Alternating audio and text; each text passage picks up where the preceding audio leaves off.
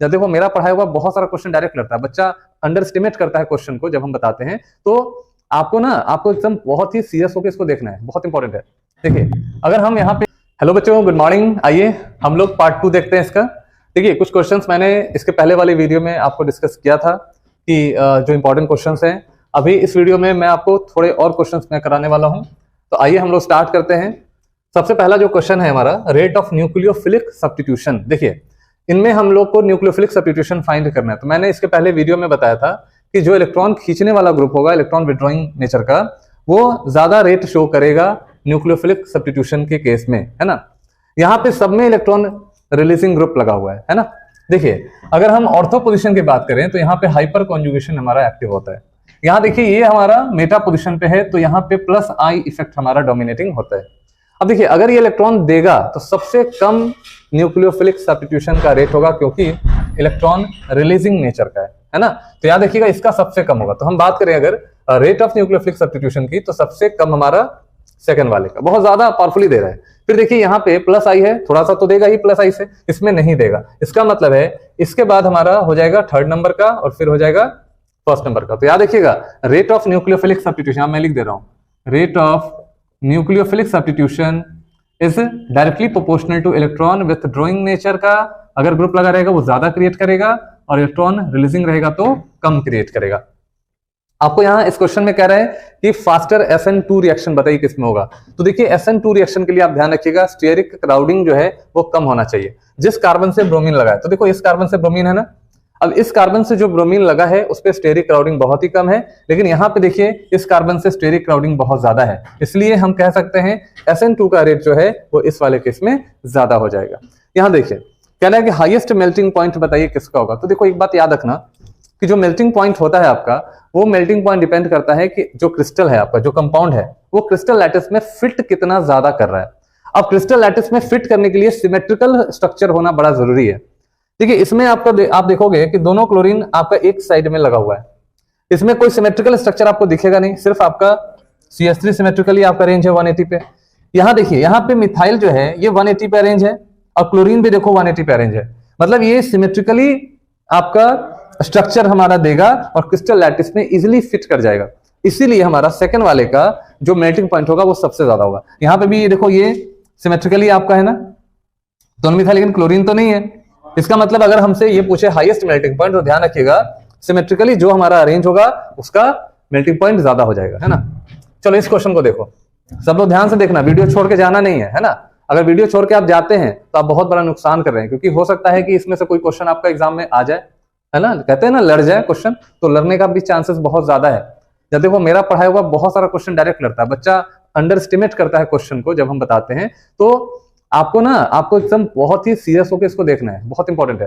देखिए अगर हम यहाँ पे KOH के साथ इसका रिएक्शन कराते हैं, इथेनॉल देखो मीडियम लिया हुआ है ना, अल्कोहलिक मीडियम है, तो देखिए हम अगर 3 डिग्री हलाइड लेते हैं, ध्यान से देखिएगा, अगर हम इसमें 3 डिग्री हलाइड लेते हैं, RX 3 डिग्री हम लेते हैं, और यहाँ पे स्ट्रॉन्ग बेस है, हमारा स्ट्रॉन्ग बेस है, क्योंकि अल्कोहलिक मीडियम में ये बेस बन जाता है KOH, तो बेसिक मीडियम में ये सब्स्टिट्यूशन शो ना करके ये एलिमिनेशन शो करता है। हमें एलिमिनेशन करवाना है, अल्फा बीटा एलिमिनेशन, याद रखिएगा अल्फा बीटा एलिमिनेशन करवाना है। अब देखो एलिमिनेशन कैसे होगा, तो यहाँ देखिए CH3C, ऊपर हमारा CH3 है, डबल बॉन्ड हमारा CH2 हो गया, बात समझ में आ रही है। तो यहाँ C के साथ जो Br है वो निकल जाएगा और एक हाइड्रोजन बीटा वाले कार्बन से निकल जाएगा, तो अल्फा बीटा एलिमिनेशन होता है और यहाँ पे डबल बॉन्ड फॉर्म कर जाता है ना। अब देखिए इस क्वेश्चन में देखिए हमारा स्ट्रॉन्ग बेस है और चूंकि एक्वस मीडियम लिया हुआ है, वाटर है, तो एक्वस मीडियम है और ये हमारा है 2 डिग्री।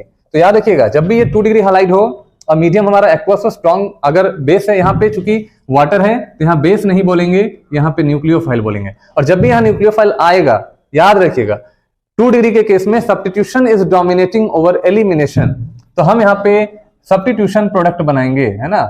यहाँ पे OH लगाएंगे, यहाँ पे हमारा CH2 और CH3 हो जाएगा। इज इट क्लियर बच्चों, समझ में आ रहा है आप लोग को। चलिए यहाँ देखिए, यहाँ पे हमारे पास KCN है ना, तो KCN में हमारा CN न्यूक्लियोफाइल है, देखो न्यूक्लियोफाइल हमारा क्या हो गया CN माइनस। अब देखिए क्योंकि ये 1 डिग्री हलाइड है ना, 1 डिग्री हलाइड है, और देखो 1 डिग्री हलाइड है और न्यूक्लियोफाइल हमारा CN है और मीडियम हमारा देखो यहाँ अल्कोहलिक एक्वस इथेनॉल है। यहाँ पे अगर 1 डिग्री हलाइड होगा तो आपको बस सब्स्टिट्यूशन प्रोडक्ट कराना है, कहीं भी एलिमिनेशन शो नहीं करना, सोचना भी नहीं है ना, सोचना पाप है ना। ये हो गया, CN लग गया, ध्यान रखिएगा, बहुत इंपॉर्टेंट है। फिर देखिए यहाँ पे सोडियम फेनॉक्साइड और साथ में इथाइल क्लोराइड, ये दोनों है।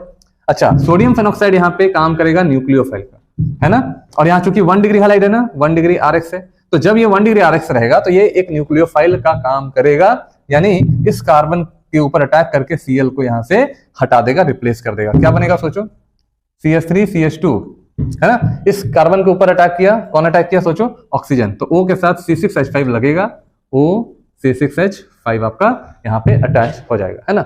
चलिए यहाँ पे देखिए, कह रहा है कि SN1 का रेट आप बताइए। अब SN1 का रेट हम कैसे डिफाइन करते हैं, देखो SN1 का जो रेट है ना, वो डिपेंड करता है स्टेबिलिटी ऑफ द इंटरमीडिएट पे। अब देखिए SN1 के केस में आप जानते होंगे, ये एक 2 स्टेप रिएक्शन है, और 2 स्टेप में जो फर्स्ट स्टेप होता है बड़ा ही स्लो स्टेप होता है, और धीरे धीरे इंटरमीडिएट्स का फॉर्मेशन होता है। और इंटरमीडिएट में क्या बनता है, तो इंटरमीडिएट में कार्बोकैटायन बनता है।